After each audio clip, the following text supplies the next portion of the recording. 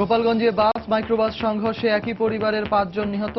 ফাঁকা মহাসড়কে বেপরোয়া গতির যানবাহন কেড়ে নিল আরো 15 জনের প্রাণ। চট্টগ্রামের কর্ণফুলীর শাহ আমানত সেতুর গোল চত্বরে গত 6 বছরে দুর্ঘটনায় নিহত 25। ডিজাইনের ত্রুটি আর ট্রাফিক অব্যবস্থাপনার কারণ বলছেন বিশেষজ্ঞরা। 2017-18 অর্থ বছরের বাজেট পাস, 2 বছরের মধ্যে এনআরবি এর সঙ্গে নতুন ভ্যাট আইন নিয়ে ভুল বোঝাবুঝির অবসান হবে প্রত্যাশা ব্যবসায়ীদের। জমি নিয়ে বিরোধের জেরে ময়মনসিংহে অন্তঃসত্ত্বা নারীকে গাছের সঙ্গে বেঁধে নির্যাতনের অভিযোগ। আটক 2। কুমিল্লায় 2 কিশোরীকে ধর্ষণের অভিযোগে একজন গ্রেফতার। এবং ঈদের আনন্দ উপভোগে অনেকেই ভিড় করছেন দিনাজপুরের স্বপ্নপুরীতে। রোমাঞ্চ আর হই হুল্লোড়ে কাটছে আনন্দ সময়।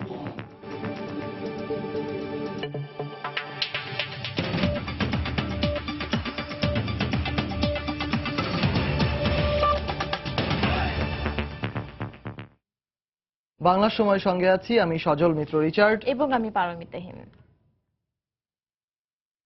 গোপালগঞ্জে বাস ও মাইক্রোবাসের মুখোমুখি সংঘর্ষে একই পরিবারের 5 জন সহ 6 জন নিহত হয়েছেন। এছাড়া সিরাজগঞ্জে একই পরিবারের 3 জন সহ দেশের বিভিন্ন স্থানে আলাদা সড়ক দুর্ঘটনায় আরো 11 জন নিহত হয়েছেন। এসব দুর্ঘটনায় আহত হয়েছেন অন্তত 33 জন। ব্যুরো প্রতিবেদক ও জেলা প্রতিনিধিদের পাঠানো তথ্য ও ছবি নিয়ে ডেস্ক রিপোর্ট। 2 বছর পর ঈদের ছুটিতে বুধবার রাতে দেশে আসেন সৌদি প্রবাসী হালিম আকন। তাকে নিয়ে শাহজালাল আন্তর্জাতিক বিমানবন্দর থেকে তার স্ত্রী আসমা বানু, 2 ছেলে ও শ্যালক বাগেরহাটের শরণখোলায় ফিরছিলেন। কিন্তু বাড়ি আর তাদের ফেরা হলো না। ফাঁকা রাস্তায় বেপরোয়া গাড়ির গতি কেড়ে নিল তাদের প্রাণ। প্রত্যক্ষদর্শীরা জানান, গোপালগঞ্জের কাশিয়ানী উপজেলার গেড়াখোলাতে মাইক্রোবাসের সাথে বিপরীত দিক থেকে আসা একটি বাসের সংঘর্ষ হয়। এতে ঘটনাস্থলে মাইক্রোবাসের চালক সহ 6 জনের মৃত্যু হয়।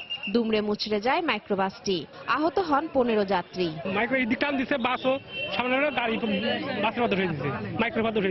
আইসে দেখলাম তো লোকজন লাফায় নামতিছে। তা আমরা আগে দেখলাম যে লোকজন বাইচে আছে কিনা, তা একটা লোকও বাঁচা জীবিত পাই নাই। পঞ্চবটি নামক জায়গায় একটা মাইক্রোবাস ওইটা সেবা গ্রিন লাইন অ্যাক্সিডেন্ট করে। এখন গাড়ি ওঠানোর জন্য আমরা পদক্ষেপ নিচ্ছে। বুধবার রাতে বগুড়া সিরাজগঞ্জ মহাসড়কের রয়হাটি এলাকায় যাত্রীবাহী বাসের সঙ্গে বিপরীত দিক থেকে আসা একটি মাইক্রোবাসের সংঘর্ষ হয়। এ সময় মাইক্রোবাসে থাকা একই পরিবারের 2 জন ও চালক ঘটনাস্থলেই নিহত হন। আহতদের হাসপাতালে নেওয়া হলে আরো একজনের মৃত্যু হয়। ঘটনাস্থলে 3 জন মারা যায় এবং আরো 3 জন গুরুতর জখম অবস্থায় পুলিশ উদ্ধার করে নিয়ে আসে। নিয়ে আসার পথের মধ্যে 1 জন মারা যায় আর 2 জন হাসপাতালে চিকিৎসাধীন অবস্থায় আছে। মোট 4 জন মারা যায়, 2 জন চিকিৎসাধীন অবস্থায় আছে। এছাড়া টাঙ্গাইল, মৌলভীবাজার, রাজশাহী, পাবনা, চুয়াডাঙ্গা ও ময়মনসিংহে আলাদা সড়ক দুর্ঘটনায় আরো 9 জন নিহত হয়েছেন। তাসমিন আফরোজ, সময় সংবাদ। ঈদের আগে ও পরে দেশের বিভিন্ন স্থানে সড়ক দুর্ঘটনায় 40 জন নিহত হয়েছে বলে জানিয়েছেন সড়ক পরিবহন ও সেতু মন্ত্রী ওবায়দুল কাদের। দুপুরে জাতীয় সংসদে 2017-18 অর্থ বছরের বাজেট আলোচনায় তিনি এ তথ্য জানান। তিনি বলেন, আগামীতে সড়ক ব্যবস্থার উন্নয়নে দেশের বিভিন্ন রুটের মহাসড়কগুলো 4 লেনে উন্নতিকরণের পরিকল্পনা নেওয়া হয়েছে। ক্রমান্বয়ে আমাদের দেশে অ্যাক্সিডেন্ট কমে আসছে। আমাদের দেশে এবারও আমি বলি, ঈদের সময় গত 3 বারের চেয়ে এবার অ্যাক্সিডেন্ট কম। যদিও 17 জন যুক্ত করেন আপনি, তাহলে হবে 40 জন। আদারওয়াইজ অ্যাক্সিডেন্ট হয়েছে 23 জন। এই 4 দিনের ছুটির সময় ফেরার পথে সেটা তো যখন ফেরার পথ যখন কর্মস্থলে ফিরে আসবে তখন সেটা দেখা যাবে। আমরা 22টি সড়কে 3 হুইলার আমরা বন্ধ করেছি।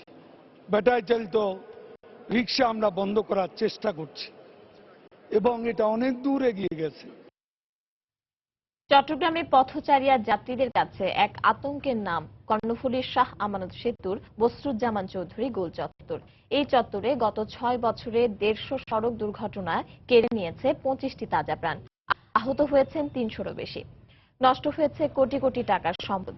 বিশেষজ্ঞরা বলছেন, ডিজাইন ত্রুটির পাশাপাশি ট্রাফিক বিভাগের গাফিলতির কারণেই ঘটছে এসব দুর্ঘটনা। আশরাফুল আলম মামুনের ছবিতে শফিকুল আলমের প্রতিবেদন। বশরুজ্জামান চৌধুরী চত্বর বা গোল চত্বর। স্থানীয়দের কাছে এটি এখন মরণ চত্বর হিসেবে বেশি পরিচিত। চট্টগ্রাম কক্সবাজার মহাসড়কের শাহ আমানত সেতু সংলগ্ন এই চত্বরে প্রতিনিয়ত ঘটছে সড়ক দুর্ঘটনা। এতে মৃত্যুর মিছিলে কিছুদিন পরপরই যোগ হচ্ছে নতুন নতুন নাম। চত্বরে আসলে চাপা ভর করে যাত্রীদের মাঝে। গাড়ি স্পিড আসার কারণে যাত্রী পারাপারের সময় এই অ্যাক্সিডেন্ট হচ্ছে। ছোট্ট হেলপার দিয়ে গেলে হেলপার ব্যাপারে গাড়ি চালাবে আমাদের সবার করি। শাহ আমানত সেতু থেকে দ্রুতগতিতে নামার পরই সামনে পড়ে গোল চত্বরটি। চত্বরে সেই দ্রুতগতির গাড়িগুলোকে সাথে সাথে নিতে হয় বাঁক। এ সময় চত্বরে থাকা যানবাহনের জটলার কারণে গাড়ির নিয়ন্ত্রণে রাখতে না পারায় বারবার দুর্ঘটনার কবলে পড়ছে এমন দাবি চালকদের। এখানে সবসময় ছোট গাড়ি, রিক্সা গাড়ি, আমাদের একটা ব্যারেক ফিলে হতে পারে। ওখানে ব্যারেক মারলে ততমাত পড়ে যায়। সব ছোট গাড়ি অ্যাক্সিডেন্ট হয়। সর্বশেষ চলতি বছরের মার্চ মাসে এই চত্বরে বাস চাপায় মারা যায় পটিয়ার উত্তর দেওয়ান সরকারি প্রাথমিক বিদ্যালয়ের সহকারী শিক্ষিকা সাকারা বেগম। ট্রাফিক ব্যবস্থাপনা যারা করেন, তো তাদের কাছে আমরা বারবার এই বিষয়গুলোর কথা বলেছি যে এই জায়গায় আমরা প্রতিনিয়ত প্রায় দুর্ঘটনা দেখি। এই দুর্ঘটনাকে এড়িয়ে চলতে হলে আপনার ট্রাফিক ব্যবস্থাপনাকে পরিবর্তন করতে হবে। গোল চত্বরে ঘন ঘন প্রাণহানির জন্য নগর পরিকল্পনাবিদরা দায়ী করছেন নির্মাণ ক্রুটিকে। সেই সাথে রয়েছে ট্রাফিক বিভাগের অব্যবস্থাপনা। পুলিশের ট্রাফিক বিভাগও তা অস্বীকার করছে না। কারিগরি দিকটি যেমন পরীক্ষা নিরীক্ষা করা দরকার, এমনি ভাবে একদম দৃশ্যমান যে ত্রুটিটি সেটি হচ্ছে আনঅথরাইজড পার্কিং। মোড়টা যদি ক্লিয়ার রাখা হয় তাহলে এখানে দুর্ঘটনা ঘটার কোনো কারণ নেই। যেহেতু প্রাসঙ্গিক দুর্ঘটনা ঘটে থাকে, এই বিষয়টা নিয়ে আমরাও খুব চিন্তা ভাবনা করছি এবং আমরা চেষ্টা করছি যাতে সেই দুর্ঘটনার সংখ্যাটা কমানো যায়। শাহ আমানত সেতুর এই গোল চত্বর দিয়ে বান্দরবান, রাঙ্গামাটি, কক্সবাজার জেলাসহ চট্টগ্রামের 8টি উপজেলার মানুষ যাতায়াত করে। শফিকুল আলম, সময় সংবাদ, চট্টগ্রাম। আয় ব্যয়ের হিসাব অপরিবর্তিত রেখে জাতীয় সংসদে 2017-18 অর্থ বছরের বাজেট পাশ হয়েছে। এর আগে বাজেট আলোচনায় অর্থমন্ত্রী আবুল মাল আব্দুল মুহিত জানান, দেশের ব্যাংকিং খাতে ঝুঁকি মুক্ত রাখতেই অর্থ সহায়তা দেয়া হচ্ছে। সকালে জাতীয় সংসদের বাজেট অধিবেশনে প্রস্তাবিত বাজেটের সংশোধনী উপস্থাপন করেন অর্থমন্ত্রী আবুল মাল আব্দুল মুহিত। এরপর স্পিকার ডক্টর শিরিন শারমিন চৌধুরীর সভাপতিত্বে সংসদ সদস্যদের কণ্ঠ ভোটে পাশ হয় নতুন অর্থ বছরের বাজেট। বাজেট অধিবেশনের শুরুতেই বিভিন্ন মন্ত্রণালয়ের জন্য বরাদ্দ করা অর্থ পাশ করা হয়। এর আগে 1 জুন জাতীয় সংসদে 2017-18 অর্থ বছরের প্রস্তাবিত 4,266 কোটি টাকার বাজেট প্রস্তাব করেন অর্থমন্ত্রী। 1 জুলাই থেকে কার্যকর হবে নতুন অর্থ বছরের বাজেট। বাজেট আলোচনায় অর্থমন্ত্রী বলেন, দেশের ব্যাংকিং খাত ঝুঁকিতে থাকলে পুরো অর্থনীতি ঝুঁকির মুখে পড়বে। 2018 সালের 30 জুন তারিখে ব্যাংকিং খাতটা খুবই নাজুক এবং ব্যাংকিং খাতে কোনো ধরনের বিপর্যয় সারাটা দেশের অর্থনীতিকে ধ্বংস করে দিতে পারে। এই জন্য আমরা ব্যাংকিং খাতে যখনই কোনো অসুবিধা সৃষ্টি হয় তখন সেখানে আমরা পদক্ষেপ নিই। আমার ব্যক্তিগত অভিজ্ঞতা, আমাদের এখানে ব্যাংকিং খাতে 58টি ব্যাংক কাজ করছে। এটা অত্যন্ত কি বলবো, একটা ভাইব্রেন্ট সেক্টর এবং এইখানে আমরা এই সেক্টরটার ভাইব্রেন্সি বজায় রাখতে পারি। 2 বছরের জন্য নতুন ভ্যাট আইন বাস্তবায়ন পিছিয়ে দেয়ায় সরকারকে সাধুবাদ জানিয়েছেন ব্যবসায়ীরা। তাদের প্রত্যাশা, এ সময়ের মধ্যে জাতীয় রাজস্ব বোর্ড এনবিআর এর সঙ্গে তাদের ভুল বোঝাবুঝির অবসান হবে। সরকারের এমন পদক্ষেপে রাজস্ব আদায় চ্যালেঞ্জের মুখে পড়বে বলে মনে করেন এনবিআর এর সাবেক চেয়ারম্যান ডক্টর আব্দুল মজিদ। এদিকে আগামী 2 বছরের সব প্রস্তুতি শেষ করে ভ্যাট আইন বাস্তবায়নের পরামর্শ বিশ্বব্যাংকের প্রধান অর্থনীতিবিদ ডক্টর জাহিদ হোসেনের। সাদি রাজুর রিপোর্ট। সংযোজন কর আগের পর্যায়ে যেভাবে ছিল সেভাবেই থাকবে। ব্যবসায়ীদের প্রবল বিরোধিতার মুখে এবং প্রধানমন্ত্রীর পরামর্শে নতুন ভ্যাট আইন কার্যকর 2 বছরের জন্য পিছিয়ে জাতীয় সংসদে পাশ হয় 2017-18 অর্থ বছরের বাজেট। এতে কার্যত বন্ধ হয়ে গেল ব্যাপক সাড়া জাগানো ভ্যাট অনলাইন প্রকল্প। ধন্যবাদ জানাই মাননীয় প্রধানমন্ত্রী। এমন পদক্ষেপে খুশি ব্যবসায়ীরা। তারা বলছেন, এনবিআর সঙ্গে যে ভুল বোঝাবুঝির কারণে ভ্যাট আইনের বিরোধিতা করেছেন তারা, আগামীতে এর অবসান হবে। এনবিআর এটাকে মনে করছে যে আমরা তাদেরকে চাপ দিচ্ছি, আবার আমরা মনে করছি এনবিআর আমাদেরকে এনফোর্সমেন্ট করছে। ওরা যে কথা বলে পার্টনারশিপ আলোচনা ভিত্তিতে অ্যাসোসিয়েশন চেম্বারের সাথে যদি এনবিআর এর আলোচনা হতো তাহলে এই সমস্যা থাকতো। এই 2 বছর আছে, আমি মনে করি এই পার্টনারশিপ ভিত্তিটাকে কার্যকর করতে পারলে দ্যাট সাকসেসফুল হওয়া খুব একটা কঠিন কাজ হবে না। 2017-18 অর্থ বছরের বাজেটে মোট রাজস্ব আয়ের 1/3 বেশি আদায়ের পরিকল্পনা ছিল ভ্যাট থেকে। এমন অবস্থায় ভ্যাট আইন কার্যকর পিছিয়ে যাওয়ায় রাজস্ব আদায় কার্যক্রম চাপে পড়বে বলে মত অর্থনীতিবিদদের। রাজস্ব ঘাটতি পূরণে নতুন আয়ের উৎস খোঁজার পরামর্শ দিলেন তারা। শূন্য তালিকার বাইরে সকল পণ্যের উপর 15% করে এখানে একটা বর্ধিত আয়ের একটা সুযোগ, বা অনেকেই এই আয়ের আওতায় ক্ষেত্রের ভিতরে চলে আসবেন, এর হবে। তো সুতরাং তারা যে হিসাবটা কষেছিলেন সেইটি হয়তো অর্জনে একটা চ্যালেঞ্জ তৈরি হবে। আমাদের কর ব্যবস্থার দক্ষতা বাড়ানোর ক্ষেত্রে যেটা অবদান রাখতে পারত সেই সুযোগটা পিছিয়ে গেল। ভবিষ্যৎ চিন্তাই করতে হবে যে কর ব্যবস্থার উন্নতি কিভাবে করা যায়, কাজে সেই কাজগুলো এগিয়ে নিয়ে যেতে হবে। সেই সঙ্গে 2 বছর পর নতুন ভ্যাট আইন কার্যকরের সব ব্যবস্থা সরকার নেবে বলেও প্রত্যাশা ডক্টর জাহিদের। হয়রানিগুলো যাতে না হয়। সাজিদ রাজু, সময় সংবাদ, ঢাকা। আগামী জাতীয় সংসদ নির্বাচনের পর নতুন ভ্যাট আইন বাস্তবায়নের ঘোষণা দিয়ে সরকার জনগণের সাথে প্রতারণা করছে বলে দাবি করেছেন বিএনপির স্থায়ী কমিটির সদস্য আমির খসরু মাহমুদ চৌধুরী। দুপুরে চট্টগ্রামের নিজ বাসভবনে সময় সংবাদের কাছে বাজেট প্রতিক্রিয়ায় একথা বলেন তিনি। ব্যবসা বান্ধব নয়, মধ্যবিত্ত নিম্নবর্তী গরিব যারা আছে তাদের বান্ধব নয়, এটাই শুধু দলীয় ব্যবসায়ীদের বান্ধব একটা বাজেট। দেশের অর্থনীতি পরিচালনায় তারা ব্যর্থ হয়েছে এবং এই দায়ভার জনগণের উপর তারা চাপিয়ে দিচ্ছে। ভোটের পরে ওনারা ভ্যাট চাপিয়ে দেবেন, এর চেয়ে বড় প্রতারণা তো জাতির সাথে আর কিছু হতে পারে না। আবার ক্ষমতা দখল করবেন, তারপর জনগণের উপর ভ্যাট চাপিয়ে দেবেন, সেই আশা পূর্ণ হওয়ার নয়। জাতি আজকে খুবই এই ব্যাপারে সজাগ রয়েছে। সব ধরনের ব্যাংক হিসাবে আবগারি শুল্কের বিদ্যমান হার কমানোর সিদ্ধান্তে খুশি গ্রাহকরা। তবে নিম্ন মধ্য আয়ের মানুষদের ব্যাংক হিসাবে কোনো ধরনের কর না থাকার পক্ষে তারা। আবগারি শুল্ক কমানোর সিদ্ধান্তকে ইতিবাচকভাবে দেখছেন অর্থনীতিবিদরাও। এতে অর্থনীতিতে সাময়িক চাপ আসলেও রাষ্ট্র তা কাটিয়ে উঠতে পারবে বলেও আশাবাদী তারা। জুবায়ের ফয়সালের রিপোর্ট। মাননীয় অর্থমন্ত্রী, আপনি বাজেট উপস্থাপনে জুনের 1 তারিখে জাতীয় সংসদে 2017-18 অর্থ বছরের বাজেট বক্তৃতায় সব ধরনের ব্যাংক হিসাবে আবগারি শুল্কের হার বাড়ানোর প্রস্তাব করেন অর্থমন্ত্রী। সেদিন থেকেই দেশ জুড়ে ব্যাপক সমালোচনার মুখে পড়ে সরকার। বিশেষজ্ঞ মহল থেকে আসতে থাকে নানা বিশ্লেষণ। সমালোচনায় মুখর হন সরকারের প্রভাবশালী মন্ত্রীরাও। মাস জুড়ে চলা সব বিতর্কের অবসান ঘটে বুধবার অর্থ বিলের উপর আলোচনায় প্রধানমন্ত্রী শেখ হাসিনার দেয়া প্রস্তাবে।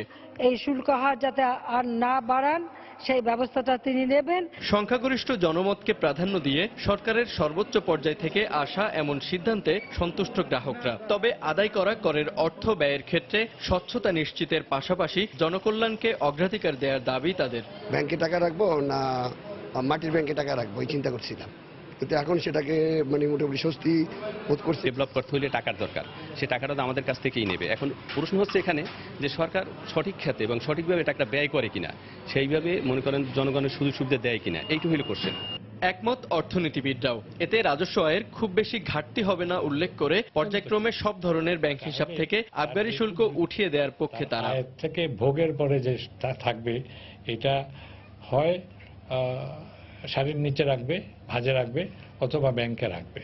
তো ব্যাংকে রাখাটা খুব জরুরি। আবগারি বা এক্সাইজ এটা একটা নিরুৎসাহকরণের একটা ট্যাক্স। ব্যাংকের তো আমানত আমরা উৎসাহিত করি, কাজে এটা নৈতিক ভিত্তি নাই। যার নৈতিক ভিত্তি নাই তার আইনি ভিত্তিও নাই। ইনফ্যাক্ট আমার প্রস্তাব ছিল পুরো জিনিসটা উঠে দেওয়া, 360 কোটি টাকার রেভিনিউ, এমন কিচ্ছু না।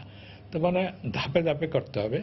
নতুন প্রস্তাবনা অনুযায়ী আগামী অর্থ বছর থেকে ব্যাংক হিসাবে 1 লাখ টাকা পর্যন্ত থাকলে শুল্ক দিতে হবে না গ্রাহককে। 1,01,000 টাকা থেকে 5 লাখ টাকা পর্যন্ত শুল্ক নির্ধারণ করা হয়েছে 150 টাকা। আগে যার পরিমাণ ছিল 500 টাকা। জুবায়ের ফয়সাল, সময় সংবাদ, ঢাকা। বাংলা সময় আরো থাকছে। রাঙ্গামাটির লংগদুতে দুর্গম পাহাড়ি এলাকায় সেনা অভিযান। 2টি AK-47 সহ বেশ কয়েকটি আগ্নেয়াস্ত্র ও সামরিক পোশাক উদ্ধার। রোমাঞ্চ, হইহুল্লোড়, ঘোরাঘুরি কে না পছন্দ করে? তার সঙ্গে যদি যোগ হয় ঈদের আনন্দ, তাহলে তো কথাই নেই। ঈদ আনন্দ উপভোগে শিশু কিশোর সহ সব বয়সী ভ্রমণ পিপাসুরা ভিড় করছেন দিনাজপুরের স্বপ্নপুরীতে। পরিবার পরিজনদের নিয়ে কাটাচ্ছেন আনন্দ সময়। গোলাম নবী দুলালের তথ্য ও মনজিদ আলম শিমুলের ছবি নিয়ে ডেস্ক রিপোর্ট। পর্যটকদের পদচারণায় মুখর নান্দনিক সৌন্দর্যের বিনোদন জগৎ দিনাজপুরের স্বপ্নপুরী। এখানে রয়েছে দেশি বিদেশি পশু পাখির ভাস্কর্য, কৃত্রিম পাহাড়, ঝর্ণা, মিউজিয়াম ও বিশাল লেক। আছে বাংলাদেশের সুবিশাল মানচিত্র। কৃত্রিম চিড়িয়াখানা, শিশু পার্ক, স্পিডবোট ও ক্যাবল কার স্বপ্নপুরীকে দিয়েছে ভিন্ন মাত্রা। দূর দূরান্ত থেকে আসা পর্যটকদের জন্য রয়েছে আকর্ষণীয় রেস্ট হাউস ও কটেজ। এখানে চিড়িয়াখানা, ভিন্ন জগৎ, তারপরে মৎস্য জগৎ, মৎস্য একদম প্র্যাকটিক্যাল বাস্তবে দেখা যায়। ঈদের সরকারি ছুটিতে আমার পরিবার নিয়ে আমরা স্বপ্নপুরীতে ঘুরতে এসেছি, খুব ভালো লাগতেছে। বিভিন্ন জিনিসে উঠলাম, খাওয়া দাওয়া করলাম, পিকনিকের মতো আমরা আসছি, খুব ভালো লাগতেছে। চিড়িয়াখানা সুন্দর সুন্দর পশু পাখি দেখলাম, বানর দেখলাম, ভালুক দেখলাম। দর্শনার্থীদের আকৃষ্ট করতে চলতি বছর স্বপ্নপুরীতে নতুন রাইডস সংযোজন করা হয়েছে বলে জানালেন কর্তৃপক্ষ। নতুন খেলনা, বাচ্চাদের জন্য ফ্রিজবি, রোলার কোস্টার, বিভিন্ন ধরনের খেলাধুলার এখানে যারা কম বয়সী ছেলেমেয়েরা, এবং সর্বোপরি এখানে যে জিনিসটি হয়েছে সেটা হলো যে সুইমিং পুল। ভবিষ্যতে আমাদের একটা ওয়াটার কিংডম আমরা করতে যাচ্ছি। দিনাজপুরের নবাবগঞ্জ উপজেলার আফতাবগঞ্জে 100 একর জমির উপর গড়ে উঠেছে বিনোদন কেন্দ্র স্বপ্নপুরী। সময় সংবাদ, দিনাজপুর। দর্শক, ঈদের ছুটিতে বিনোদন কেন্দ্রে ঘুরতে আসা মানুষের খবর জানাতে এই মুহূর্তে চট্টগ্রামে কাজী দেউরি শিশু পার্কে আছেন রিপোর্টার শফিকুল আলম। খুলনায় রূপসা নদীর পাড়ে আছেন রিপোর্টার তরিকুল ইসলাম এবং সিলেটের লাটকাতুরা চা বাগানে আছেন রিপোর্টার ইকরামুল কবির। প্রথমে যাব চট্টগ্রামে শফিকের কাছে।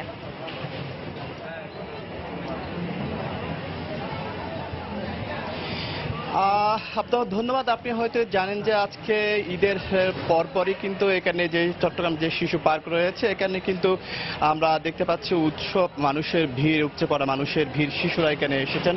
কিন্তু সেই আনন্দ উৎসবটাকে বাঁধার মুখে বাঁধার সৃষ্টি হয়েছে যে বৃষ্টির কারণে। আমরা হয়তো দেখতে পাচ্ছেন যে এখানে বৃষ্টির কারণে কিন্তু যারা এখানে বিভিন্ন জনের রাইডস রয়েছে, বিভিন্ন যে রোলার কোস্টার রয়েছে এবং বিভিন্ন যে সুপার চেয়ার রয়েছে, সেখান থেকে কিন্তু বৃষ্টির কারণে সবাই এখানে এসে দাঁড়িয়েছেন।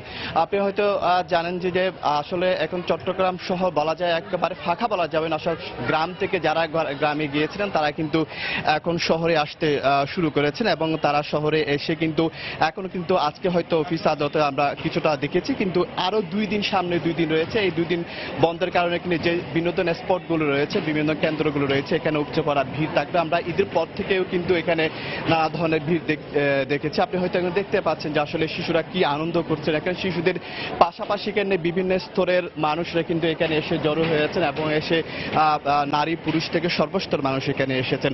তা আমরা এখানে যে পার্কের শিশু পার্কে যে কর্তৃপক্ষ রয়েছে তাদের সাথেও কথা বলেছিলাম। আসলে এখানে এটি প্রতিদিন সকাল 10টা থেকে কিন্তু প্রতিদিন বিকেল রাত 8টা পর্যন্ত হয়ে থাকে, কিন্তু আজকে এই ঈদের কারণে কিন্তু সকাল 10টা থেকে রাত 10টা পর্যন্ত আমরা এই বিনোদন কেন্দ্র খোলা রেখেছেন কর্তৃপক্ষ। এবং কর্তৃপক্ষ এটাই বলেছেন যে তারা নানা ধরনের কর্মসূচি এখানে রেখেছেন, বিশেষ করে যে নিরাপত্তার বিষয়টিকে তারা মাথায় রেখেছেন। বিশেষ করে যে আসলে এখানে যে নিরাপত্তার ব্যবস্থার কথা তারা মাথায় রেখে সর্বস্তর নিরাপত্তা ব্যবস্থা জোরদার করেছেন। যদিও এখানে কিছুক্ষণ আগে কিন্তু এখানে উপচে পড়া মানুষের ভিড় ছিল, কিন্তু বৃষ্টির কারণে আসলে মানুষ বিচ্ছিন্ন হয়ে গেছে। আবার কিন্তু বৃষ্টি এখন চলে গেছে, আবার সবাই কিন্তু এখানে আবার আসতে শুরু করেছে। মোটামুটি বলা যায় চট্টগ্রামে কিন্তু বিনোদন কেন্দ্রগুলোতে উপচে পড়া মানুষের সর্বস্তর মানুষ এখানে এসে আনন্দ ফুর্তিতে মেতে উঠেছেন এবং তারা সেই আনন্দটুকু সবার সাথে একসাথে ভাগাভাগি করছেন। তো এই মুহূর্তে আমি চলে যাচ্ছি খুলনাতে তরিকুলের কাছে। তরিকুল,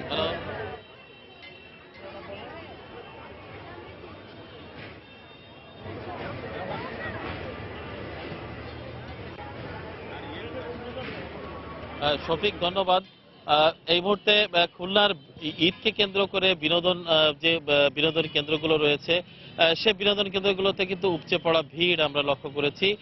যেমনটি আমরা দেখেছিলাম সুন্দরবনে, তেমনি খুলনার রূপসা নদীর উপর অবস্থিত খানজাহান আলী সেতু এই এলাকাতে কিন্তু এই মুহূর্তে কিন্তু ঈদের 4র্থ দিনে এসেও আমরা ভিড় লক্ষ্য করছি। ভ্রমণ পিপাসু যারা, তারা কিন্তু দীর্ঘ ছুটিতে, এবারের ঈদে কিন্তু দীর্ঘ ছুটিতে তারা কিন্তু এখানে ভ্রমণ করতে এসেছেন। এবং আপনারা দেখতে পাচ্ছেন যে নানা বয়সী মানুষ তারা কিন্তু এই খানজাহান আলী সেতু, যেটি রূপসী রূপসা নদী সৌন্দর্য উপভোগ করার জন্য এই সেতুতে উপস্থিত হয়েছেন। এবং সেতু নির্মিত হওয়ার পর কিন্তু একটি ভিন্ন মাত্রায় রূপসা নদীর এলাকাতে যুক্ত হয়েছে।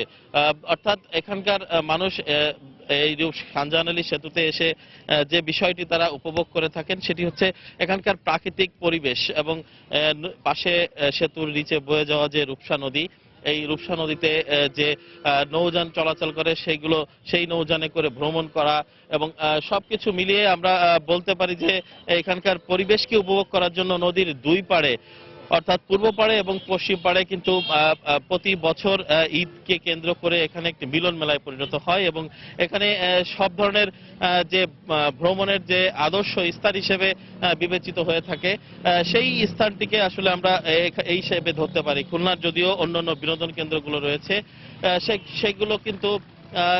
সেগুলো কিন্তু এরকম এই প্রাকৃতিক সৌন্দর্যটা রূপসা সেতু এলাকাতে যেটি পাওয়া যায় সেটি কিন্তু অন্যান্য এলাকাতে নাই, যে কারণে এখানে আসলে ভিড় বেশি আমরা লক্ষ্য করতে পারি। তো এই ছিল আমার কাছে খুলনার খানজাহান আলী সেতু থেকে ঈদ বিনোদনের সর্বশেষ খবর। চলে যাচ্ছি সিলেটে ইকরামুল কবিরের কাছে। আমি এখন দাঁড়িয়ে আছি লাক্কাতুরা চা বাগান এলাকায়। আপনি দেখতে পাচ্ছেন যে আমার পিছনে সারি সারি পর্যটকরা এখানে আসছেন। সিলেটে যারাই বেড়াতে আসেন তারা একবার চা বাগানের পরশ বুলিয়ে নেন, কারণ হচ্ছে দুটি পাতা একটি কুড়ির দেশ সিলেট, এবং সিলেটে এসে চা বাগান দেখবেন না এবং চা গাছগুলো হাত দিয়ে ছুঁয়ে দেখবেন না এরকম নজির কিন্তু খুব কমই আছে। সুতরাং যারাই সিলেটে বেড়াতে আসছেন তারাই কিন্তু এই লাক্কাতুরা বাগানটার কর্তৃপক্ষ এই জায়গাটা উন্মুক্ত করে দিয়েছেন যেন চা বাগানটি কাছে থেকে দেখতে পারে এবং ছুঁয়ে দেখতে পারে চা বাগানগুলো। আপনি জানেন যে সিলেট অঞ্চলে বেশ কয়েকটি পর্যটন কেন্দ্র আছে, জাফলং, রাতারগুল, বিস্তাকান্দি, ওদিকে শ্রীমঙ্গল এলাকায় বেশ কয়েকটি পর্যটন কেন্দ্র রয়েছে। সিলেট অঞ্চলে একেবারে প্রাকৃতিক সৌন্দর্যে ভরপুর সিলেট, এবং যে কয়টি পর্যটন কেন্দ্র আছে সব কয়টি পর্যটন কেন্দ্রই একবারে প্রকৃতি নির্ভর, এবং যারাই সিলেটে বেড়াতে আসেন এই প্রকৃতির সাথে একাত্ম হয়ে যান, মিশে যান এবং তারা একেবারে নতুন স্বাদ দিয়ে যান। শহরের কোলাহল থেকে ভিন্ন স্বাদ দিয়ে এখানে থেকে ফিরে যান। আপনারা দেখতে পাচ্ছেন যে সারি সারি পর্যটকরা এখানে ঢুকছেন এবং এই দৃশ্যটি কিন্তু একেবারে সকাল থেকে এরকম চলতে থাকে, সন্ধ্যার পরেও এইভাবে থাকে, এই একই অবস্থায় থাকে, কোনো সময় বেড়ে যায় কোনো সময় বাড়ে যায়, এবং যারাই এখানে আসেন তারাই এখানে একটি সুন্দর একটি পরিবেশ দেখে, এবং পাশেই রয়েছে সিলেটের যে ক্রিকেট স্টেডিয়াম, সেই ক্রিকেট স্টেডিয়াম সংলগ্ন এই লাক্কাতুরা চা বাগান এলাকা দেখে সবাই মুগ্ধ হয়ে যান, এবং লাক্কাতুরা চা বাগান কর্তৃপক্ষ এই জায়গাটিকে বেশ ছোট ছোট সরু সরু সড়ক করে দিয়েছেন যাতে পর্যটকরা ঘুরে ঘুরে বাগানটি ভালো করে দেখতে পারে, বাগানে বসে ছবি তুলতে পারে, সেলফি তুলতে পারে, এবং যারাই পর্যটকরা আসে তারাই এই জায়গাটিতে তাদের মনের মতো করে ছবি তুলে যায় এবং স্মৃতি ধরে রাখার জন্য এই জায়গাটিকে তারা বেছে নেন। এবং এইভাবেই চলতে থাকবে আরো কয়েকটা দিন, এবং ঈদের আমেজ কয়েকটা দিন চলবে, বিশেষ করে শনিবার পর্যন্ত এই আমেজ থাকবে, ঈদের ছুটির আমেজটা থাকবে। পারমিতা, এই ছিল সিলেটের বিভিন্ন পর্যটন কেন্দ্রগুলোর পর্যটকদের উৎসাহ উদ্দীপনার এবং ঢল। দর্শক, দেশের বিভিন্ন স্থানে দর্শনীয় স্থানগুলোতে মানুষের যে ভিড় তার সম্পর্কে আমাদেরকে জানাচ্ছিলেন। সর্বশেষ আমার সাথে যোগ দিয়েছিলেন সিলেট থেকে ইকরামুল কবির, তার আগে যোগ দিয়েছিলেন খুলনা থেকে তরিকুল ইসলাম, এবং তারও আগে চট্টগ্রাম থেকে শফিকুল আলম। রাঙামাটির লঙ্গদুর দুর্গম পাহাড়ি এলাকায় অভিযান চালিয়ে দুটি AK-47 রাইফেল সহ বেশ কয়েকটি আগ্নেয়াস্ত্র ও সামরিক পোশাক উদ্ধার করেছে সেনাবাহিনী। পুলিশ জানায়, গতরাতে উপজেলার গোলাছড়ি পাহাড়ি এলাকায় 15 থেকে 16 জন সশস্ত্র সন্ত্রাসী অবস্থান করছে, এমন তথ্যের ভিত্তিতে সেখানে অভিযান চালায় সেনাবাহিনী। এ সময় সেনাবাহিনীর উপস্থিতি টের পেয়ে পাশের মাইনি নদী সাঁতরে পালিয়ে যায় সন্ত্রাসীরা। পরে ঘটনাস্থল থেকে দুটি AK-47 রাইফেল, একটি চাইনিজ রাইফেল, একটি 308 মডেলের অত্যাধুনিক রাইফেল, 4টি ম্যাগাজিন, 117 রাউন্ড গুলি, বেশ কয়েকটি সামরিক পোশাক এবং সন্ত্রাসীদের গোপন নথিপত্র উদ্ধার করা হয়। পালিয়ে যাওয়া সন্ত্রাসীরা UPDF এর সদস্য বলে ধারণা করছে আইন শৃঙ্খলা রক্ষা বাহিনী।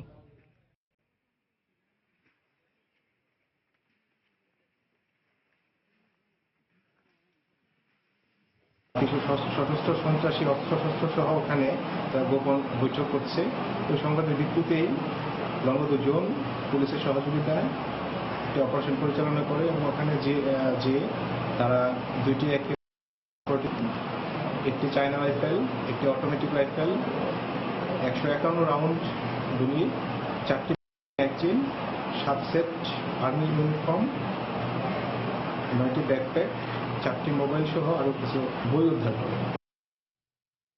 সিরাজগঞ্জে 90 জেএমবির এক সদস্যকে গ্রেফতার করেছে র্যাব। তার বিরুদ্ধে জঙ্গি কার্যক্রমে জড়িত থাকার মামলা রয়েছে। র্যাব জানায় চার্জশিটভুক্ত আসামি আতিক উল্লাপাড়ায় অবস্থান করছে এমন তথ্যের ভিত্তিতে সেখানে অভিযান চালানো হয়।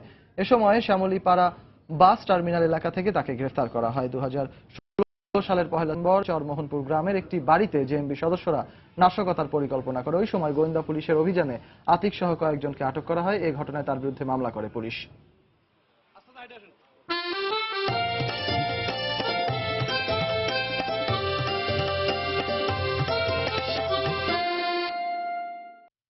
ঈদের চতুর্থ দিনে পরিবার পরিজনকে সঙ্গে নিয়ে রাজধানীতে ফিরতে শুরু করেছেন নগরের কর্মব্যস্ত মানুষরা। ভোর থেকে রাজধানীর সদরঘাট লঞ্চ টার্মিনালে যাত্রীদের ভিড় দেখা গেলেও ট্রেন এবং বাসে তেমন ভিড় ছিল না। কোনো ধরনের ভোগান্তি ছাড়াই ফিরতে পেরে স্বস্তি প্রকাশ করেছেন নগরবাসী। কর্মব্যস্ততা শুরু, তাই রাজধানীতে ফিরছেন কর্মজীবী মানুষ, ফিরছেন পরিবারের সদস্যরাও। ব্যস্ততার কারণে সম্পর্কে যখন দূরত্ব তৈরি হয়, তখন ঈদের ছুটি আর আনন্দ ভাগাভাগি সম্পর্ককে দেয় নতুন মাত্রা। কিন্তু ছুটির সময় যেন কেটে যায় খুব দ্রুত, তাই অনেকটা আক্ষেপ নিয়ে ব্যস্ত শহরে আবারও ভিড় জমানো। ব্যাক করার সময় অবভিয়াসলি খারাপ লাগে, ভার্সিটির জন্য ব্যাক করতে হয়। হয়তো বসকে বললে আরেকদিন ছুটি দিত, কিন্তু তারপরও একদিন আগেই আসার চেষ্টা করছি। আসার সময় একটু কষ্ট হয়েছে, আমারে রেখে আসছি একা। পরিবার ছেড়ে আসছি, খুব কষ্ট হয়েছে, কারণ বাচ্চাদের রেখে আসছি। বৃহস্পতিবার ভোর থেকে দিনের প্রথম প্রহরের মধ্যেই সময় মতো সদরঘাটে এসে পৌঁছায় দক্ষিণাঞ্চলের 17টি জেলার লঞ্চ। প্রতিটি লঞ্চে যাত্রীদের ভিড় ছিল চোখে পড়ার মতো। বাচ্চাদের পরীক্ষা কিংবা যাদের অফিসে যেতে হবে তারাই এসেছেন আজই। যাত্রাপথে কোনো রকম ভোগান্তি না থাকায় স্বস্তি ছিল সবার মাঝে। স্কুল কোচিং আছে তো, আবার আম্মুর অফিস গুলো, তাই তাড়াতাড়ি ফিরতে হয়েছে। পরীক্ষা আছে ওদের, এই জন্য চলে আসলাম। বৃহস্পতিবার অথবা শুক্রবারে অনেক ভিড় হবে, ভিড় হওয়ার সম্ভাবনা আছে, সেই জন্য একটু একদিন আগে আসে। এদিকে ভোর থেকেই কমলাপুর রেল স্টেশনেই পৌঁছাতে থাকে দেশের বিভিন্ন স্থান থেকে ছেড়ে আসা ট্রেনগুলো। তবে এখানে তেমন ভিড় ছিল না। সব মিলে ভালোই কাটছে, আসার পথে জার্নিটা ভালো হয়েছে। অনেক দিন পর যেহেতু ঈদটা, তো খুব ভালো লাগে আর কি, সবার সঙ্গে দেখা হবে। ট্রেনে কোনো জাম নাই, রাস্তাঘাটে কোনো জাম নাই, অনেক নাইস, অনেক সুন্দর। বাস টার্মিনালগুলোতেও এখনো নেই ঢাকামুখী মানুষের চাপ। শুক্রবার ও শনিবার ঢাকায় ফেরা মানুষের ভিড় আরো বাড়বে, আর আগামী সপ্তাহে তিলোত্তমা এই নগরী ফিরে যাবে তার পুরনো ব্যস্ততায়। বেলায়েত হোসাইন, সময় সংবাদ, ঢাকা। ঈদ শেষে রাজধানী ঢাকামুখী যাত্রীদের ভিড় বাড়তে শুরু করেছে মাদারীপুরের কাঁঠালবাড়ি ঘাটে। আগামী 2 দিন যাত্রীদের চাপ কয়েক গুণ থাকবে বলে জানান কাঁঠালবাড়ি ঘাট ব্যবস্থাপক সালাম হোসেন। ভোর থেকে লঞ্চ, স্পিডবোট ও ফেরিতে যাত্রী ও যানবাহনের চাপ বাড়তে থাকে। কাঁঠালবাড়ি শিমুলিয়া নৌ রুটে 19টি ফেরি, 87টি লঞ্চ ও শতাধিক স্পিডবোট চলাচল করছে। যাত্রীদের নিরাপত্তায় ভ্রাম্যমাণ আদালতের একাধিক দল কাজ করছে।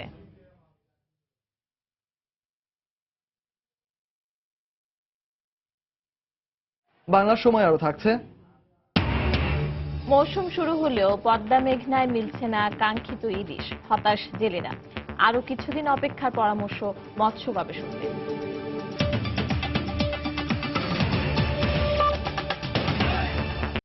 জমি নিয়ে বিরোধের জের ধরে ময়মনসিংহের নান্দাইলে এক অন্তঃসত্ত্বা গৃহবধূকে গাছের সঙ্গে বেঁধে নির্যাতনের অভিযোগ উঠেছে প্রতিপক্ষের বিরুদ্ধে। এই ঘটনায় অভিযুক্তদের মধ্যে 2 জনকে আটক করেছে পুলিশ। এলাকাবাসী জানায়, গত মঙ্গলবার উপজেলার দক্ষিণ কয়রাটি এলাকার ওই গৃহবধূর বসত ভিটা দখল নিতে যায় সাইফুল ইসলাম ও তার লোকজন। এ সময় বাধা দিলে তাকে গাছের সাথে বেঁধে রাখে তারা। খবর পেয়ে অন্তঃসত্ত্বা গৃহবধূকে উদ্ধার করে স্থানীয় স্বাস্থ্য কেন্দ্রে ভর্তি করে পুলিশ। এই ঘটনায় সাইফুল ইসলাম সহ 8 জনকে আসামি করে নান্দাইল থানায় একটি মামলা করে নির্যাতিতা। অভিযুক্তদের বিরুদ্ধে আইনি ব্যবস্থা নেওয়ার কথা জানিয়েছে পুলিশ। যারা এই অপরাধটি করেছে তাদের বিরুদ্ধে আইনানুগ ব্যবস্থা হবে, প্রাথমিক ব্যবস্থা নিয়েছে এবং পর্যায়ক্রমে আসামিগুলো সবাই ধরা পড়লে আমরা তাদের বিরুদ্ধে চার্জশিট দেবো। আর এখন ভিকটিম তারা নিরাপদে আছে, আমাদের সঙ্গে যোগাযোগ থাকছে। কোনো ধরনের কোনো হুমকি বা কোনো ঝুঁকি যদি অনুভব করে তাহলে আমাদেরকে জানাবে। কুমিল্লায় 2 কিশোরীকে ধর্ষণের অভিযোগ উঠেছে 4 বখাটের বিরুদ্ধে।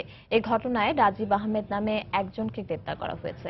পুলিশ জানায়, গতকাল ভোরে শহরের শাকতলা থেকে ঠাকুরপাড়া এক আত্মীয়ের বাসায় যাচ্ছিল দুই কিশোরী। এ সময় চার বখাটে তাদের একটি পরিত্যক্ত বাড়িতে নিয়ে ধর্ষণ করে। এছাড়া আপত্তিকর ছবি তুলে ভয় ভীতি দেখানো সহ পরিবারের কাছে 50,000 টাকা চাঁদাও দাবি করে বখাটেরা। পরে পরিবারের সদস্যরা তাদের উদ্ধার করে নিয়ে আসে। এ ঘটনায় রাতে কিশোরীদের স্বজনরা 3 জনের নাম উল্লেখ করে অজ্ঞাত 4 জনের বিরুদ্ধে একটি মামলা করে। এরই প্রেক্ষিতে গতকাল রাতে সদরের দৌলতপুর এলাকা থেকে রাজীবকে গ্রেপ্তার করা হয়। বাকিদের গ্রেপ্তারে অভিযান চালানো হচ্ছে বলে জানিয়েছে পুলিশ। একটা বোন, আমার একটা মেয়ে, এটি একদম নাবালক, এখনো দুনিয়া কোনো কিছু বুঝে না, জানে না। আমার এই দুটা বাচ্চার জীবন যে অন্ধকারে নষ্ট করে দিছি। আমি সরকারের কাছে আবেদন করি, আমি টাকা পয়সা কিচ্ছু চাই, আমি ন্যায্য বিচার চাই। ভিকটিম যে দুটো ছিল মেয়ে, তাদেরকে জিজ্ঞাসাবাদ করে তাদের কাছে ব্যাপক তথ্য নিয়ে আমরা নেই। এই ঘটনার সাথে জড়িত যারা ছিল এদের মধ্যে থেকে যে নামগুলো বলে তাদের একজনকে আমরা আটক করি। কক্সবাজারের টেকনাফে নৌকাডুবিতে নিখোঁজ সাদ্দাম ও সাদেকের লাশ উদ্ধার করা হয়েছে। দুপুরে নাফ নদীর জালিয়াপাড়া পয়েন্ট থেকে তাদের লাশ উদ্ধার করা হয়। এলাকাবাসী জানান, শাহপরীর দ্বীপ সংলগ্ন নদীতে লাশ দুটি পড়ে থাকতে দেখে থানা পুলিশে খবর দেয়া হয়। পরে সেখান থেকে লাশ উদ্ধার করে পুলিশ। খবর পেয়ে থানায় গিয়ে সাদ্দাম ও আনোয়ার সাদেকের লাশ শনাক্ত করে স্বজনরা।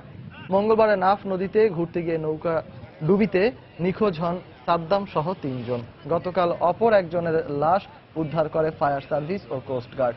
এদিকে কক্সবাজার সমুদ্র সৈকতে নিখোঁজের 2 দিন পর খোঁজ মেলেনি বীরশ্রেষ্ঠ নূর মোহাম্মদ স্কুল অ্যান্ড কলেজের শিক্ষার্থী সুদীপ্তদের। দেশের বিভিন্ন স্থানে পুলিশের বিশেষ অভিযানে 116 জনকে গ্রেপ্তার করা হয়েছে। পুলিশ জানায়, গতকাল সন্ধ্যা থেকে আজ ভোর পর্যন্ত কুড়িগ্রামের 10টি উপজেলার বিভিন্ন এলাকায় অভিযান চালানো হয়। এ সময় 25 জনকে গ্রেপ্তার করা হয়। তাদের বিরুদ্ধে জঙ্গি তৎপরতা, মাদক ব্যবসা ও চাঁদাবাজির মামলা রয়েছে বলে জানায় পুলিশ। এছাড়া নিয়মিত মামলায় ঝিনাইদহে 43, চাঁদপুরে 28 ও লালমনিরহাটে 20 জনকে গ্রেপ্তার করা হয়েছে। মৌসুমের শুরুতে পদ্মা মেঘনায় কাঙ্ক্ষিত ইলিশের দেখা পাচ্ছেন না চাঁদপুরের জেলেরা। সামান্য যাই ধরা পড়ছে তার দাম আকাশ ছোঁয়া। এই অবস্থায় জেলার পাইকারি মোকামগুলো দখল হয়ে গেছে সাগরের ইলিশে। এতে হতাশায় দিন কাটছে স্থানীয় জেলেদের। তবে পরিবেশবিদ ও মৎস্য বিজ্ঞানীরা বলছেন, সামনের ভরা মৌসুমে কাঙ্ক্ষিত ইলিশের দেখা পাবেন তারা। ফারুক আহমেদের তথ্য ও নাইমুল ইসলাম নীরবের ছবি নিয়ে ডেস্ক রিপোর্ট। চাঁদপুরের উত্তরে ষাটনল থেকে দক্ষিণের চর ভৈরবী পর্যন্ত বিশাল পদ্মা মেঘনা। মৌসুমের শুরুতে এ সময়টিতে জাল নৌকা নিয়ে ব্যস্ত থাকেন হাজারো জেলে। অন্য বছর এই সময় ইলিশের দেখা মিললেও এবারের চিত্র ভিন্ন। মাছ না পেয়ে হতাশ জেলেরা। যে মাছ পাইতে আছি, এই মাছের মধ্যে আঙ্গ ফসতে আসে না, সংসার চলার মধ্যে এবিলিটি হয় না। এই বছর এমন মাছ কম, কোন বছর এরকম কম মাছ পড়ে নাই। আমার এই নৌকার মানুষ হলো 15 জন। যে মাছ পাইতে আছি, মাছ পাওয়া যায়, মানে তেলের পয়সাই আর মাছের পয়সাই একই হয়ে যায়। গাঙ্গ গিয়ে আমরা মানি করতে হলো 4,000-5,000 টাকা করে মাছ বেশি, এতে আমাকে নৌকা খরচ হয় না। এমন পরিস্থিতিতে জেলার মাছের মোকামগুলোতে আমদানি হচ্ছে সাগরের ইলিশ। প্রতিদিন 2-4টি ট্রলারে শতাধিক মন ইলিশ আমদানি হলেও অন্য সময় তার পরিমাণ ছিল দ্বিগুণ। 8 দিন সাগরে আসছিলাম, 30-35 মন পাইছি লাগলো মাছ। 500 গ্রামের মাছটা আপনার 35,000 টাকা, বর্তমান 1 কেজি আলা মাছ আপনার 1 লাখ টাকা মন চলতেছে। ইলিশ সংকটের জন্য চর, ডুবোচর আর নদী দূষণকে দায়ী করেছেন মৎস্যবিজ্ঞানীরা। আর পরিবেশবিদরা বলছেন, ভরা মৌসুমে কাঙ্ক্ষিত ইলিশের দেখা মিলবে। এরা মাইগ্রেট করে ওই সময় যখন নদীর পানিটা বাড়ে, বৃষ্টিপাত বেশি হয়, তখনই। তো আমরা আশা করছি সামনে বৃষ্টি হবে, ইলিশ মাইগ্রেট করে চলে আসবে নদী। এই অঞ্চলে প্রচুর চর, ডুবোচর রয়েছে। আরেকটি হলো বুড়িগঙ্গা শীতলক্ষার যে দূষণ নামে, সেটাও খানিকটা প্রভাব ফেলে থাকতে পারে। চাঁদপুরে 60 কিলোমিটার নদীতে মাছ ধরে জীবিকা নির্বাহ করেন 1.5 লক্ষ জেলে। আর জেলার শতাধিক মোকামে এর সাথে জড়িত আরো 2000 ব্যবসায়ী। সময় সংবাদ, চাঁদপুর। ঈদ আনন্দ উপভোগ করতে মেহেরপুরের মুজিবনগরে ভিড় করছেন হাজারো দর্শনার্থী। দিনভর দর্শনার্থীদের পদচারণায় মুখর ছিল মুজিবনগরের আম্রকানন। পরিবার পরিজন ও বন্ধু বান্ধবকে সঙ্গে নিয়ে ঐতিহাসিক স্থানটিতে ছুটে আসেন তারা। এ সময় মুক্তিযুদ্ধের ইতিহাস স্মরণ করেন তারা। মুক্তিযুদ্ধ ভিত্তিক স্মৃতি মানচিত্র, স্মৃতিসৌধ, স্মৃতি কমপ্লেক্স ও গোলাপ বাগানের সৌন্দর্য উপভোগ করেন পর্যটকরা।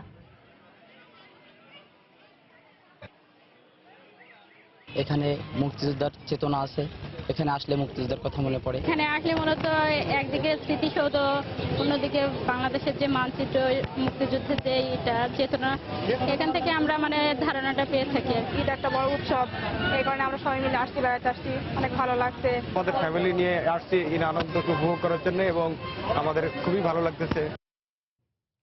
নওগাঁর মহাদেবপুরে পাখি কলোনি দেখতে ভিড় করছেন দূর দূরান্ত থেকে আসা দর্শনার্থীরা। স্থানীয়রা জানান, মহাদেবপুর উপজেলার আলীদেওনা গ্রামে প্রায় 50 বিঘা জমির ওপর গড়ে উঠেছে পাখি কলোনি। প্রাকৃতিকভাবে গড়ে ওঠা এই কলোনির ছোট বড় বিভিন্ন গাছে পানকৌড়ি, শামুক কল, রাতচোরা ও বক সহ হাজার হাজার পাখির বিচরণ। পাখির কলকাকলিতে ভরে ওঠে পরিবেশ। নান্দনিকের দৃশ্য উপভোগ করতে ভিড় করছেন নওগাঁ সহ আশেপাশের বিভিন্ন জেলার মানুষ। পাখি কলোনি প্রায় 30-40 বিঘারও বেশি জায়গা জুড়ে বিভিন্ন বট পাকুর, বাঁশঝাড় গাছে পাখি থাকে। এই পাখি কলোনিতে বিভিন্ন প্রজাতির পাখি আছে, বিভিন্ন প্রজাতির, কয়েক প্রজাতির বক, শামুকখোল, পানকৌড়ি, আরো বিভিন্ন রং বেরঙের নাম না জানা অনেক রকম পাখিরা আছে এখানে। আমাদের গ্রামে এই পাখি কলোনি, এখানে বিভিন্ন প্রজাতির পাখি আছে। বাংলা সময়ের শীর্ষ সংবাদ জানিয়ে দিচ্ছি আরেকবার। গোপালগঞ্জে বাস মাইক্রোবাস সংঘর্ষে একই পরিবারের 5 জন নিহত। ফাঁকা মহাসড়কে বেপরোয়া গতির যানবাহন কেড়ে নিল আরো 15 জনের প্রাণ। চট্টগ্রামের কর্ণফুলীর শাহ আমানত সেতুর গোল চত্বরে গত 6 বছরে দুর্ঘটনায় নিহত 25। ডিজাইনের ত্রুটি আর ট্রাফিক অব্যবস্থাপনার কারণ বলছেন বিশেষজ্ঞরা। 2017-18 অর্থ বছরের বাজেট পাস, 2 বছরের মধ্যে এনবিআর এর সঙ্গে নতুন ভ্যাট আইন নিয়ে ভুল বোঝাবুঝির অবসান হবে, প্রত্যাশা ব্যবসায়ীদের। জমি নিয়ে বিরোধের জেরে ময়মনসিংহে অন্তঃসত্ত্বা নারীকে গাছের সঙ্গে বেঁধে নির্যাতনের অভিযোগ। আটক 2। কুমিল্লায় 2 কিশোরীকে ধর্ষণের অভিযোগে 1 জন গ্রেপ্তার। এবং ঈদের আনন্দ উপভোগে অনেকেই ভিড় করছেন দিনাজপুরের স্বপ্নপুরীতে। রোমাঞ্চ আর হই হুল্লোড়ে কাটছে আনন্দ সময়। দর্শক, এই ছিল বাংলা সময়। যে কোনো খবর পেতে ভিজিট করুন সময়নিউজ.tv। এছাড়া এই মাত্র পাওয়া খবর আপনার মোবাইলে পেতে SMS করুন, *BN লিখে পাঠিয়ে দিন 16242 নম্বরে। সঙ্গে থাকুন সময়।